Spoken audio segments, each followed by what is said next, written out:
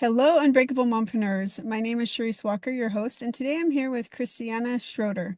And she is an entrepreneur just like you. She has kids and she does a lot of other things. And so I actually like some of the things that she's done. So I'm just going to let you introduce yourself and then we will go from there. Yeah. Yeah. So hello there, audience. And of course, I'm always super happy to connect with anybody because you might hear some of the things I'm going to talk about. You're like, oh, yeah, I've been there, done that. So I'll share some secrets and I'm going to share also some of the struggles, the S's and the S's, right? Because we always want to make sure that we normalize when things maybe don't go quite as great, because that's when we learn a lot as entrepreneurs. So I live in California. I'm a professor. I teach entrepreneurship and innovation, and that's my full-time job. And then I use a lot of the things that I teach in the classroom and teach clients in masterminds. I teach one-on-one classes. I teach small group classes that are very focused, like 2 to 4 week programs. And I really want to elevate entrepreneurs to go after their dreams, right? We all have big dreams, but sometimes we don't know how to get there. So I'm a very practical, hands-on coach that really guides you through it step by step. And the concept that I use, I call Petite Practice. So taking small steps, especially you heard I'm a mom. I work full time and I have a lot of different other things going on. So we sometimes don't have like a full day to focus on something. And so the Petite Practice allows you to do small little bits here and there, but still see a lot of progress because you're constantly, continuously moving forward. That is such a good idea. And it is so true because it's like, okay, well, I have 20 minutes right now. Mhm. I'm currently sitting in my car because things didn't work out. And you talk about we're moms, we have to juggle. And so I'm like, okay, son, you finished doing what you're going to do. I got about 20 minutes. And so I think that that's the way to do it with business too, because otherwise you just feel so overwhelmed. So what a great idea. Yeah, I always say tomorrow will never come. The best day to get started is today. So it's not like we have to wait for New Year or we have to wait for something magic in our life. Any day is a great day to get started. And at the same time, of course, any day is a great day to get started with sharing that you are going to start it too, and not keep that bottled inside, because sometimes we are nearly afraid as entrepreneurs in letting others know, oh yeah, I plan on writing a book, right? So last year at this time I started sharing I'm planning on writing a book, and people was like, oh, what's going to be about? And they thought I'm like writing a novel or something, and I was like, well, what do you think? I mean, you know me, right? I'm a pretty business oriented person, but at the same time, I'm not going to write like a book that you have to read and listen to. It's going to be hands on, it's going to be packed with worksheets. So, the book that I wrote, How to Master Your Goals, is in essence a collection of worksheets that you could do in 5, 10, 15 minutes to build your business. So it's these stepping stones that will really lead to the next result. And I'm using it in the classroom, I'm using it in my workshops. And then when some of the people saw it, they were like, oh, that's what you were writing. And I said, oh, yeah. But again, sharing is what helped me kept going, because people kept asking me. I remember being at a social event and they were like, how is your book coming? And I was like, yeah, I need to get going. And No. it helped me, the accountability. I was like, oh my gosh, I better get my act together. People ask me about this, right? So that helps a lot. Yeah. And I love that you said that because it is accountability. Like last year, I threw out there on Facebook all my goals for the year, and I was inundated by people in person, online. Oh, Sharice, oh my gosh, oh my gosh. And I'm like, oh, dang, now I really have to get it all done. Right. And so it does, it helps you be accountable when you actually declare your intentions. So I think that that's really good. Yeah, and one big thing I just did last week, and Great. I did that for the very first time ever, is Mhm. I took my calendar from 2024, and month by month, I wrote down what I accomplished. And, Wow. and it was a little bit of like a, do I really have to do this? This is like so time intensive. But I wrote it down for January. That's the only month I did so far, I'm honest with you. And I was astonished. Yeah. I was astonished. I was like, I did this in 2024? Mhm. I mean, of course, it's a long time ago now, but at the same time, we just don't look back often enough and celebrate our wins. We don't really sit down at the end of the month and say, okay, so what did I do this month? It's so important as entrepreneurs because we tend to always strive for perfection and look forward. But looking backward is actually when you really get the motivation to keep going on those days when maybe things don't work out as planned, right? Yeah. Like today. All right. So you have a podcast and you are in the top 1%. So what did you learn setting that up and how did you climb so quickly? Now, that's a great question. When I started my podcast, it was kind of like when I said I wrote my book. I basically didn't even look to, oh my gosh, what equipment do I need to establish? Do I need a recording studio? Do I need somebody to edit? I basically sat there and I put my blinders on and I said to my husband, you know what? I'm going to do a podcast. And he said, okay. And I said, well, I need guests. Do you want to be my guest? And so he was like, okay, what does it entail? And I said, well, I ask you questions and then you answer and we record this right here on my cell phone. And I think that that's really what made me climb to the top. That's like super authentic. It's very much like having a good conversation with a friend. So I interview people, they share their stories, which usually there is again a struggle, there's a challenge, but there's a win.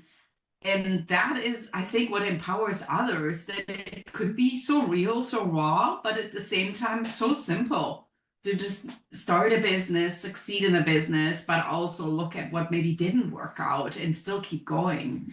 So I think that's the formula that we sometimes tend to overthink. And then because we overthink it, we never get started, right? Yeah. And I just got started and kept going. I was like, okay, so every week, that's a lot of podcast episodes. So maybe I just do like every other week and I put it in my calendar. Every other week it pops up, new episode. And I'm like, oh my gosh, I better get my act together. I have to publish something. So it's the consistency, but also I would say the authenticity. And at the same time, I keep it very relevant. That really creates this magic formula for me. That's great. I always hear consistency, authenticity. Those are the two things that you just have to make sure that you do and that you like what you do, right? Because people can see that as well. Yeah, and then it actually sometimes when you feel like it's forced, it's very visible, right?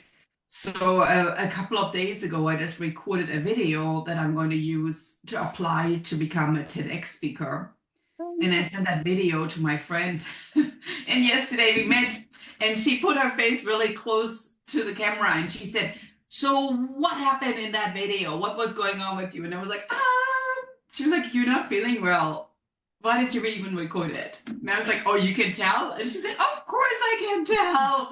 And so I thought, all right, so you can't really play a role. If you are, then your audience can tell. And you know what? If you're not feeling well, why don't you talk about that? Yeah. Why don't you say, all right, so I'm not feeling well. So today, here are the 3 tips that I do when I'm not feeling well. And this is what helps me. So make your misery your message, right? Because we're not always 100% on, and nobody expects that from you. But what do you do in those moments when you are not on? I think that's really the trick, that you have to be sharing that. Just like in the classroom when I teach, sometimes I'm like, you know what I told you last week, I actually thought about this. There's a better way I can explain this. And so this is what I'm going to do today. I'm going to re-explain this concept and you let me know what really clicked with you, because we are all humans. We don't have the answer for everything, and nobody expects that from you either, right? And I think that is so important because in the world of social media where you can only see certain things that no, there's such a behind the scenes picture. Like my son currently is sitting right next to me in the car, right? And waiting to go. And so I think that we just have to make sure that we're human and to show the human side. I do this TV show and I just got the segment back and I'm like, I look like I'm out of breath. I look like, what the heck? And same thing, what was going on that day? So the more real you can be and just be open about stuff, I think the better. Yeah, I love that. Oh, and it's amazing that you're doing a TV show. How inspiring. Yeah. Okay, so you're obviously an entrepreneur. You teach entrepreneurship. So what are some tips that you recommend to get your business, like if it's a startup, one tip for the startup, if it's you're wanting to scale, and then if you're thinking about exiting, do you have some advice? Yeah, so my biggest advice to you, I kind of boil it down to like an acronym, and I call it get out of the building. Especially if you work from home, right? Goop, Yeah. get out of the building. You have to talk to other people. There's no way around it. No business, product, service will ever survive in isolation Mhm. because your product has to meet the market. And at that point, if that bridge is not strong enough, it's probably not going to make it. So, how do you know the pain points of your product if you never talk to your target customer and you actually listen how they describe it, the words that they use? And I mean, it's in essence, we are always worse listeners than what we are really like people that just want to sell something. But in the interview, when you talk to your ideal client, you actually have to be the best listener ever and just tune in and let them do the talking. And at that point, then you go back and you refine your product, right? That's my best piece of advice. I always talk about that because you have to have relationships. It's all about relationships. And if you don't get out of the building, I love that. That, yeah, you're not building the relationships. In my industry specifically, it's become a community market leader or influencer, meaning that you go, people have to know who you are, know, like, and trust. They have to know who you are. And if you sit in your house all the time or if you sit in an office, they can't get to know you. So that's good advice that not a lot of people talk about. Yeah, and I think what's important too is, as we talked about earlier, like sharing on social media, we sometimes expect there's this curated image.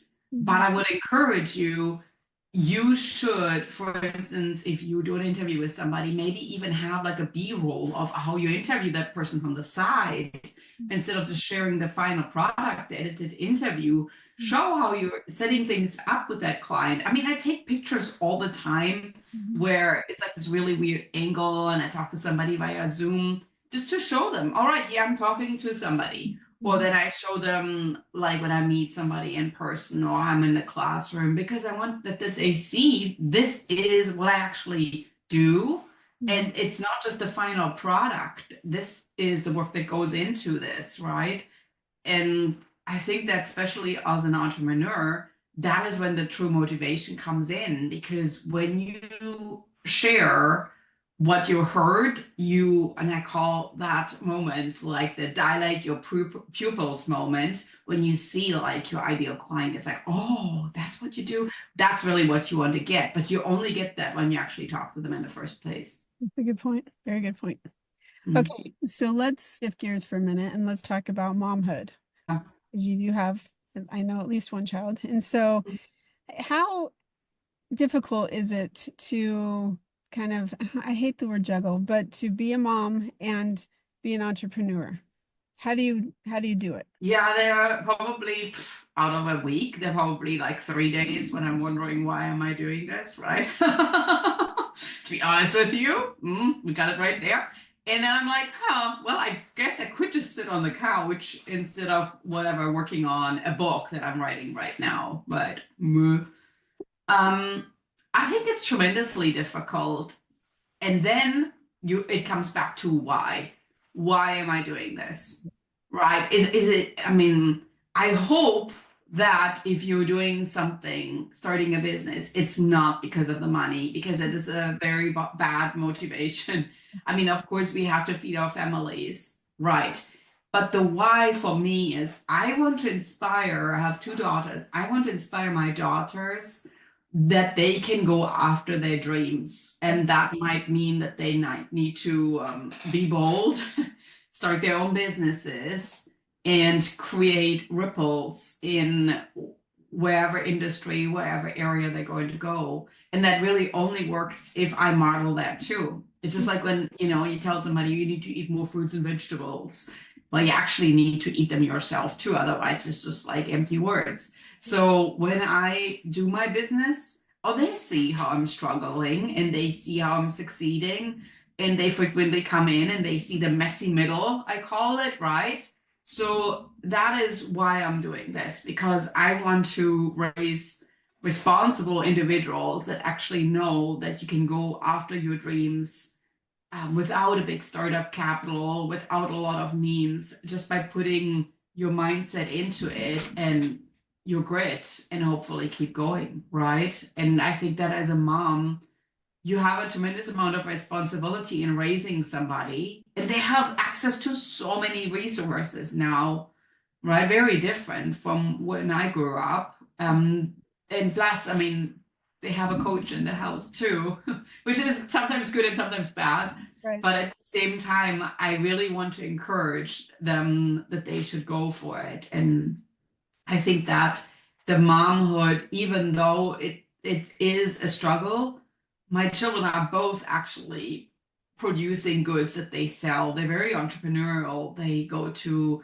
business fairs and they have their own little jobs. Mhm. And that's really my goal, that they need to look at this as something that needs to be ongoing. Like, how can I make money as a female? How can I use my skills, my resources, really tap into my superpower and keep going on a daily basis? So that's my why right there. I think that's so important. And I think though, I think it's important for kids to still get a job when they're, in high school or right out of high school so that they learn how to punch a clock, that they can be on time, that they can be dependable, that they can work with other people. And I'm struggling with that because I've raised a few of my children where I'm like, okay, mom's an entrepreneur, so that's all they know. They didn't see me when I was running colleges, working literally 75 hours a week, and they didn't see that. They don't remember that. They were too young. And so they think, oh, mom is at home now. And so I can do that too. And I'm like, wait, I put my time in. And so I think that it's a great example to our children that they could have anything that they want if they put their mind to it, but they got to do their time as well, I think sometimes. I think not everyone, but what are your thoughts about that? Oh my gosh, so brilliant. I love that you're saying that, because it's the same thing what happens frequently on social media when we look at these Mhm. very accomplished coaches that have, 300,000 followers, Mhm. that you think, oh my gosh, it was like this Cinderella story, and here they are, they're successful. It's the same thing with us, right? They only see the end result of the hours of work that went into this. And I mean, I have a PhD, and sometimes my students in the classroom where I teach now, they ask me, oh, well, do you think I should go to graduate school? And I'm like, well, do you think you should go to graduate school? I mean, I'm not here to answer that question for you, because there will be many days where you're going to be like, why am I going to graduate school? And I'm not going to be there on those days. Yeah. So you need to know that yourself. So yeah, my daughters were drawing a Mother's Day card for me. And I think that a teacher probably asked them, put down what you think about your mom. And it shows me actually working out, because I'm also a fitness instructor, right? I have a little barbell on my back. And then it says, my mom is a hugger and an exerciser. And and I was like, oh, it's interesting. Doesn't even talk about my main job. And so I asked them about it. And at that point they were like, well, we know you're at home a lot, but we don't know what you do. And I thought, I'm doing a poor job in actually letting them know how I got there. So I think that for us, we have dinners at the table every evening. It's important that we actually share some of the things that we do during the day, and some of the journeys that we took, and some of the roads that didn't really lead anywhere. That doing a PhD is not the smartest people that graduated with their PhD. Absolutely not. It's definitely the ones that have the most resilience. So I think that our children need to hear that, because they sometimes think, well, I'm not smart enough. Yeah, I don't know. It's really about that. I think it's just about being the one that doesn't give up, I think that's the one that will get the job, right? And I think that the main thing for my daughters sometimes is that they think, oh yeah, my mom is successful and here we have this life. But I need to share with them that there were many moments or years even where we really struggled. And that's going to be something that will probably happen in the future too. And it's still great experiences. They just need to look at this as it's all an experience. You just need to kind of like think about all this. It's just like your first attempt in learning, right? What did we just figure out and to keep going? Yeah. Failure, right? Fail. The first attempt in learning. Yeah. Yep. I like that. I like that. I love acronyms, so that's good too. So what is one piece of advice you want to leave with our listeners, if you could say anything to them? Mm-hmm. My favorite acronym is NO, next opportunity. If somebody tells you no, to say, all right, next, right, we're moving on. And I think that's what we got to do. We just have to keep going, moving on. So I would encourage you, don't look at no as like, that's the end of the road. Nope, it's not. That's good. That's so good. That's fantastic advice. Well, if our listeners wanted to get a hold of you, how would they find you? Yeah, so I am on hellohappinest.com. That's my website. My podcast is called Happy Healthy Hustle. And my name is Christiane Schroeter. Of course, connect with me on social media. Check out my book, How to Master Your Goals. And I can also share a freebie here with you that will show you actually some of my favorite tools, low cost. That's the emphasis about podcasting. So I'll have put together a little guide that will maybe help you get started with your podcast. If that's a dream that you have, or if you want to become a speaker, there are a lot of different tips and tricks in there that will help you. Thank you. I love freebies, and I love when it has to do with listeners that can get something as well. So thank you so much for being on. Oh, thank you for having me. And moms, really just go out and find your passion and get to it. I love the NO, no. Look for your no, because you're one step closer to your next opportunity. So go out and make it a great day. Beautiful moms, remember, you are unbreakable. Keep illuminating the world with your strength, pursuing your dreams, and reveling in the splendor of motherhood. This is Charisse Walker, bidding you farewell for now. Stay tuned for more empowering conversations on the next episode of the Unbreakable Mompreneurs podcast. Until then, keep shining bright. Signing off with love, Charisse Walker.